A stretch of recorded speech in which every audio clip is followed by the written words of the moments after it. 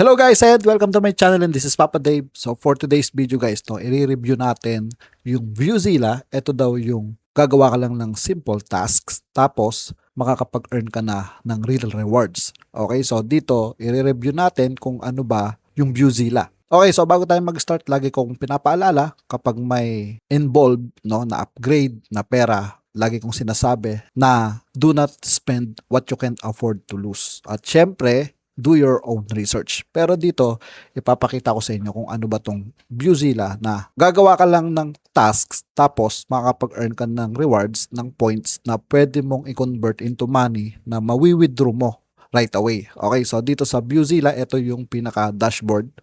So dito ang nakalagay na every 100 points ay equivalent to $1. So meron tayong 5,100 points. So meron tayong $51. So yung website nila napaka-straightforward. Okay? Paano mag-earn ng points? So scroll down natin. So punta tayo dito sa ilalim. Meron tayo ritong tasks. So meron tayong visit website na may 20 points. Every time na bibisitahin natin yung website, mag-earn tayo ng $0.2 each. So, kiklik lang natin yung start earning, bibisita tayo sa website, tapos automatic na yan ma-add dito sa points natin. Okay, so dito sa ilalim, yung view ads, nakalock siya, kailangan may upgrade. So, meron pala siyang upgrade plan. So, check natin ito mamaya. Tapos, meron siyang watch video na 70 points. Tapos, ang active plan natin ay starter. Okay? So, check natin kung paano mag-earn ng points. Click natin yung start earning. Yan, so meron siya ritong countdown. Ayan, 8, 7, 6, 5. So, ibig sabihin, nagka-countdown lang siya ng 10 seconds. Yan, meron na tayo agad 20 points. Okay? Tapos, click natin itong next task. Click natin yan. Okay, so countdown ulit. So, ganun lang kasimple mag-earn ng points. So, parang may nagpapa-advertise dito sa Viewzilla tapos tayo yung mag-view. Pero para sa akin, huwag kayong magkiklik ng mga link dito. Huwag kayong magkiklik na kahit na anong mga website. Okay, so check natin to, Mag-add tayo na mag-add ng points. Kahit mga 5 lang, So may makikita kayo rito, Visit website. Huwag niyong ikiklik yan. Hayaan nyo lang siyang matapos. Yan, tapos scroll down, pang-4. Tapos scroll down, click natin pang-5. So from 5,100 points, i-check natin ngayon kung magkano yung madadagdag dito sa wallet natin. Yan, okay? So, balik tayo sa dashboard muna. Click natin yung dashboard. So, ayan, from 5,100 points, naging 5,200 points na siya. So, meron tayong $52 na. So, ganun lang kasimple. Pero, syempre, ganun lang ba talaga siya kasimple? So, dito, i-check natin, Meron sila ritong mga plan. Check natin yung tasks na meron tayo ritong, 5 visit today's, meron na lang tayong 255 na visit website. Sa isang araw, pwede tayong mag 15 or 20 visit website sa isang araw. Okay? Tapos meron tayong limit. So check natin dito sa plan, ano ba yung plan na to? Check natin to. So dito sa plan, ayan, nakalagay na 100 points is equal to $1. Tapos check natin sa ilalim, sa view ads, 50 points. Sa watch video, 70 points. Okay. Tapos meron siyang viewer plan, free. Yan. Tapos dito sa ilalim, meron siyang bayad na $50. Okay. So ito naman yung mga limit niya. Ayan. Sa ilalim naman, meron tayong starter na $100. Pero para sa akin, hindi ko na to sinasuggest na magbayad tayo ng ganyan. Siyempre, kaya nga tayo naggaganito para makumita. Kaya sinasabi ko, do not spend what you can't afford to lose. Okay? So, pwede naman tayo dito sa free. Pero ito, meron silang mga plan din dito. Ngayon, pupunta tayo dito sa referral.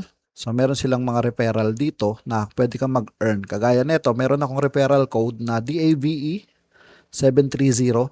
Tapos, pwede natin i-copy yung link or yung code. Pwede natin i-share sa WhatsApp, sa Telegram, sa X. Okay, share nyo lang yung code. Pag may nag-join, meron kayong 100 points. So, $1 per join. Tapos sa referrals, so straightforward. Ganun lang. Napaka-straightforward ng website. So, punta na tayo dito sa wallet. Check na natin dito sa dashboard.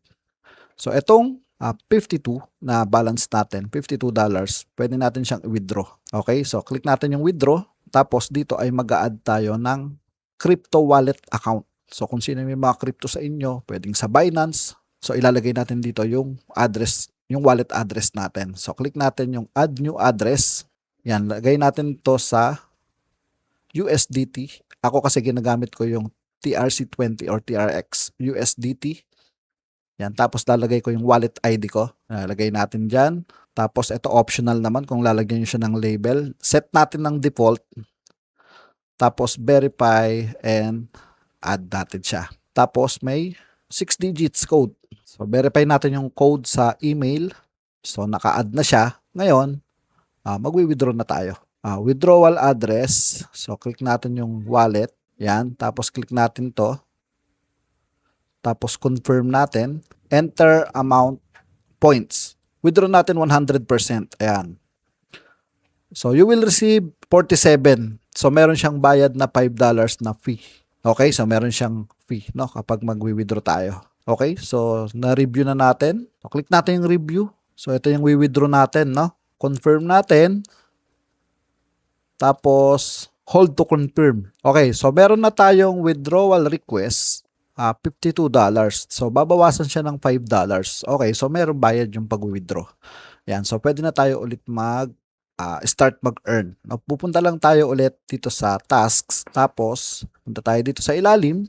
Tapos, mag-view na lang ulit tayo ng website. Yan, hanggang sa makapag-ipon tayo daily. Okay, so ito yung para sa akin para walang mawala sa inyo. Kung gusto nyong i-try yung Viewzilla, mag-try muna kayo sa free. I-try nyo muna na mag-earn kayo na mag-earn. Kayo na yung magde-decide kung meron siyang upgrade dito. Tapos kayo naman ay mag-earn naman dito kahit papaano. So parang side hustle lang. No? Kung wala kayong ginagawa, pwede nyo naman tong i-try. Okay? So, lalagay ko na lang yung link sa description. So, ganun lang. No? Napaka-straightforward ng website. Meron silang plans, tasks, tapos dashboard, wallet, referral. So, ganun lang nagwo-work yung pinaka-Viewzilla. Napakadali lang niyang intindihin. So, mas maganda siya sa mobile phone. So, basta wag lang kayo magkiklik ng mga link, wag kayo magbibisit ng mga website kasi minsan virus yan, no? Kaya wag tayo magkiklik. So, gawin lang natin yung mga tasks tapos ulit-ulitin lang natin araw-araw. So, ganun lang. So, para sa akin, kayo magde-decide kung ano sa tingin nyo. Sino ba naka-experience na ng Viewzilla? So, i-comment nyo kung legit ba siya, scam ba siya, kung para sa inyo, ubos oras lang ba siya. So, para sa akin, kung magbabayad si Viewzilla, masasabi ko na legit. Pero, syempre, dahil nga pinapa-review sa akin to, syempre, magiging legit to. Pero para sa inyo, try natin. Ngayon, kung may maka-experience sa inyo ng problema, comment nyo rito para maging aware, no, yung mga nakakapanood ng video na to. So, ulitin natin, do your own research. Okay, pwede natin siyang i-search kung ano yung review ng Viewzilla. So, sana guys, nakatulong sa inyo to para makakumita ng extra income din. Sana nakatulong sa inyo yung video na to. So, yun lang po at maraming salamat.